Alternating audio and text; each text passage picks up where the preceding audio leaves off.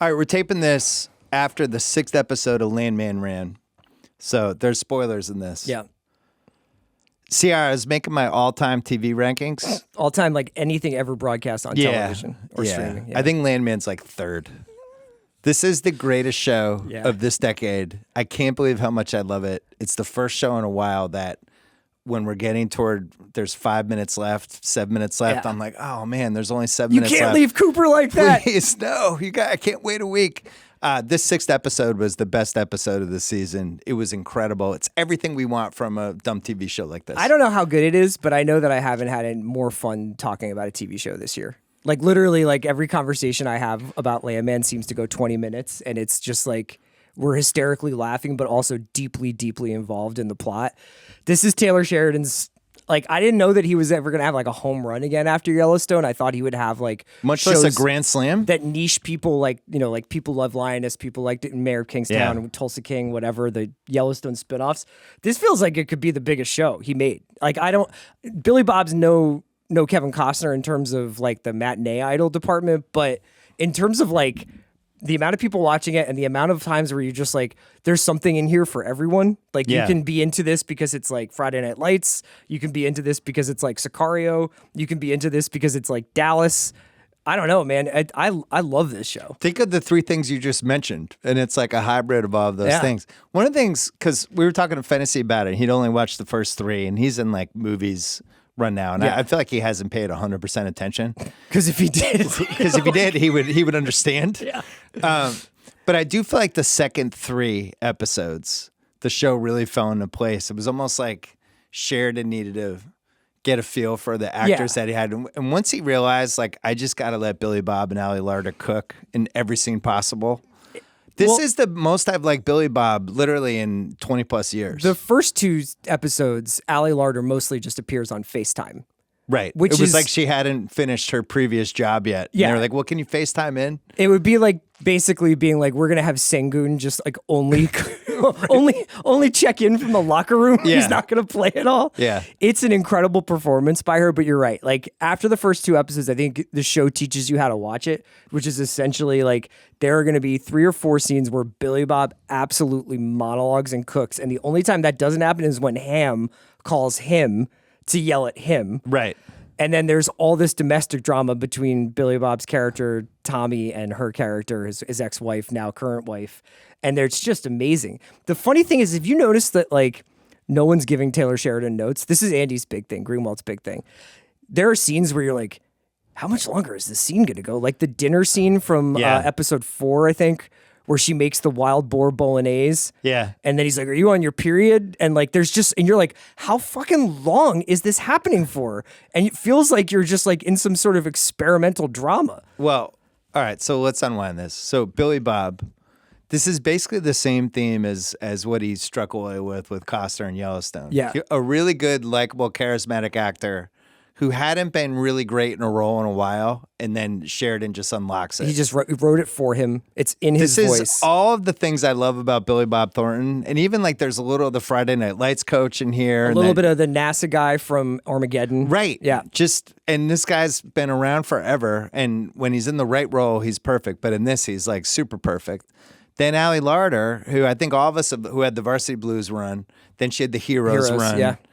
And I think everybody likes her, but I hadn't seen her in anything. And this is, I was saying to you earlier, like there's that story about Starship Troopers. Yeah. That Casper Van Diem He thought he was in a serious drama, like a Spielberg movie, and everybody else knew what it was actually was. It was a Verhoeven movie, yeah. And I don't know what Ali Larter thinks the show is, but whatever she's doing, I love it. But the show seems to be bending towards her now. Like in the beginning, I was like, this is insane. Like she's in a bikini on FaceTime crying every scene. And now it seems like she is an integral part of the drama and is like in every scene, even when guys are getting absolutely murdered by falling pipes. Right. She's Dion Waiters multiplied by 700. And her and Billy Bob are great together. What's weird is that Demi Moore is in this show. Yeah. And if you would watch the trailer or if it was just the call sheet, you'd be like, yeah, Demi Moore is going to have a much bigger part in this show than Ali Larter. Ali Larter's part is 100 times bigger than Demi Moore's had 8 lines and they filmed her from like 30 yards away in every scene. Yeah. And I don't know why she's in the show other than maybe they needed the extra name, but so those two, and then the actor who plays Billy Bob's son in this. Jacob Laughlin. Yeah, so he was in He's this just movie. really good. Yeah, he was in a movie a while back, this Jeff Nichols movie called Mud. That's really, really good when he was a kid actor. And I haven't really seen him recently, and he's awesome. Yeah. Like he is kind of like the Matt Saracen character, like that's a good prodigal comparison. kind of like son who wants to be an oil man but doesn't want to do it on his dad's back, and he's just really soulful, really good. It could be really bad. This show would not work if he wasn't doing a good job. And he's wiry, and I don't know how tall he is, but yet still believable when he stands up for himself. And I was attached to him within 2 episodes. Right? He starts hanging out first of all, we didn't mention Michael Pena, who's in the credits in the first episode. Yes. And my shit detector's going off the whole time. Well, he does a this real is weird. Live Forever McBain speech in the middle of that first episode. But they basically did the same thing they did with Kyle Chandler on Kingstown. Yeah, where he was Dave the Annabelle swerve on Yellowstone. Yeah. So he dies, and then that sets off like his widow. All of a sudden, with Billy, and you just know it's like, oh man, this is gonna go up. His friends, the dead guy's friends, they don't like where and you just kind of know. Yeah. But I still love it. One of the best parts about this show, which is so refreshing, is that it's not a overall mystery or overall plot that you have to keep track of all these different moving pieces. It's a great point. You're just like, there's a problem every it's week. Dead body in the oil well that we got to figure out. We got another clue. Yeah, it's just every week. It's like West Wing or like Grey's Anatomy or like any big, really successful drama. They just give you a problem that Billy Bob has to solve by the end of the episode, or not. Or he's like, we're fucked, and John Hamm's gonna get mad at me. And I feel like he has complete handle on who his character is, what like his baggage is as a human being, who he has to answer to, that he can get mean. That's why episode 6 was so big, because it was like, I know there's a dark side with this guy, and we haven't really seen it 100% in the show. And then in episode 6, you see it. And the whole show's leading up to him confronting these guys who beat up his son. And the moment he locks in, you're just like, honestly, it's like watching like a Michael Mann movie or something. It's awesome. It was so good. One other thing I wanted to mention is that I think I've realized that I'm a secret huge fan of shows where people have to travel a huge distance to have a very simple conversation. This was a big thing for Ozark, where it was like, I need to see you. And they'd have to drive all the way around the lake to the resort, or all the way back. Car scenes. This show is basically like, they need to have a conversation. You have to get on a private plane and fly from the Permian Basin to Dallas to get yelled at for 5 minutes. Right. And I was just like, if we had that at The Ringer, if The Ringer was based in West Texas, and you were like, I'm going to need to talk to you. Yeah. And I'm like, I got to go. How fast can you get from Fort Worth to Houston? The private plane leaves Permian. I fly to Dallas, and you're like, I didn't much care for that Celtics team yesterday. Let's talk about it. I didn't like what you said about Tatum. Well, I know you're emotional, but don't ever yell at me. I'm your boss. This show checks so many boxes that just work for a TV show. Like, what is this world? This weird oil world. I don't really know this. Oh, now you're bringing me into it. Now I kind of feel like, what's it like for the crews that work, on these oil rigs, or like they're like, oh, this is like this whole little community with these little mini houses. Then it's like the Hamm part. What's it like if you own this thing? Yeah. Who do you deal with? The Hamm part's interesting because I don't feel like that's fully baked yet, and I'm not sure how much time Hamm had to film the show. Yeah, but I think that he does a really good job explaining things for people who might be looking at this more from the business perspective. Like the 2 speeches he's given, well, the one... You talk about Hamm. Yeah, Hamm. Yeah. The one where he's like, this business is like constant crisis punctuated by extraordinary success. I'm like, that sounds like an incredible idea for a show. And 2, like when he's just like, I'm the bad guy. Like everybody hates, I've accepted the fact that the oil industry is the villain. So all my job is to do is keep oil between this number and this number. Well, and then the lawyer, who was getting a little flirty with Billy Bob, and then Allie Larder's character squashed it. But she's just an assassin. Yeah. And so in episode 6, she goes to see the widow, and they're like, here's the check. And then they're doing a little back and forth. And the widow smartly asks, well, wait a second, what do you guys get out of this? And she's like, just lays it out as cold as possible. Is that there's 5 or then the daughter is the other one. There's 5 or 6 really good characters. That I want to know more about, that I'm willing to go on a couple journeys with. But the most important thing to me, this is the best show John Hamm's ever done.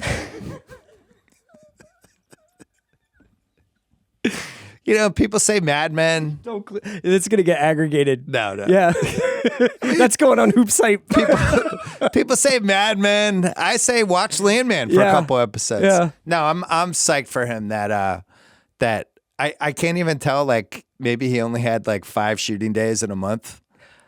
Billy Bob seems to be the only one who was fully committed for the 6 episodes. Got to memorize like 5 pages of a monologue. Like, right. It's an incredible feat athletically. I do agree. Hamm seems to be always getting off a plane, getting off on his mobile phone, and then hanging it up. And they're like, it. John, can you film from 2 to 5? Yeah. We just need to get off a plane, and you're yelling at somebody. Hamm was on Eisen, and he was asking about how it was to shoot this, and he was like, great. Yeah. I put on a suit, I got off a plane, I talk. And Demi Moore was like, I loved it. Yeah. 2-day shoot. I think that this show does really remind me that it's okay for TV to be a lot of fun.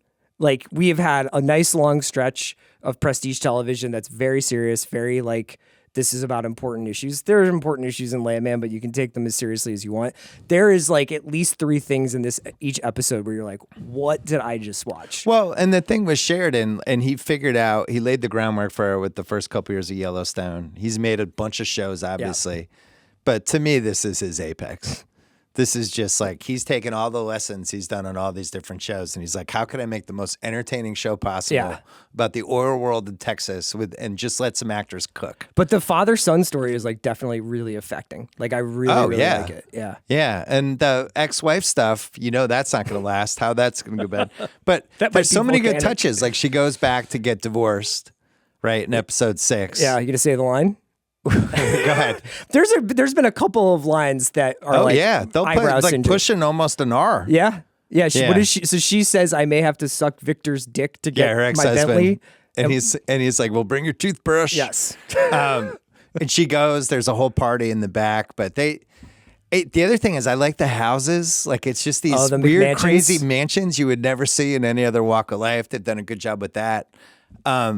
For Sheridan, though, I just feel like he's figured it out once and for all. I think this is going to be the biggest show he's ever had, and I know Yellowstone was the biggest show of the last 10 years. I honestly wouldn't be surprised. I wouldn't be surprised. I mean, I think that Yellowstone was like a phenomenon where there wasn't really anything like that. There was no Western on TV at that moment, I don't think.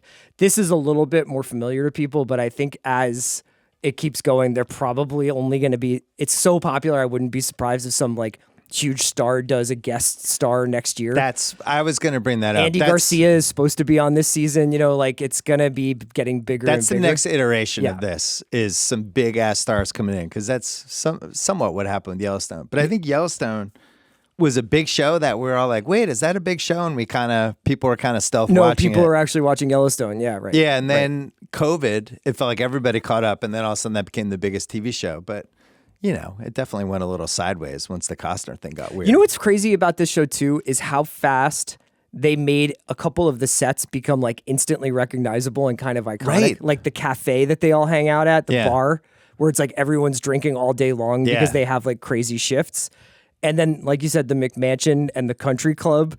You're kind of like, I already know this world. Like, it usually takes a show, like, years to be like, oh, and you know this place and you know that place. And it's like, no, they instantly kind of hit all of that stuff. Yeah, so this is like, there's the prestige TV stuff that we talk about, that we have the podcast named after it, and there's a certain, like, just elite scripted, White Lotus kind of thing. And then there's like the Yellowstone side of stuff.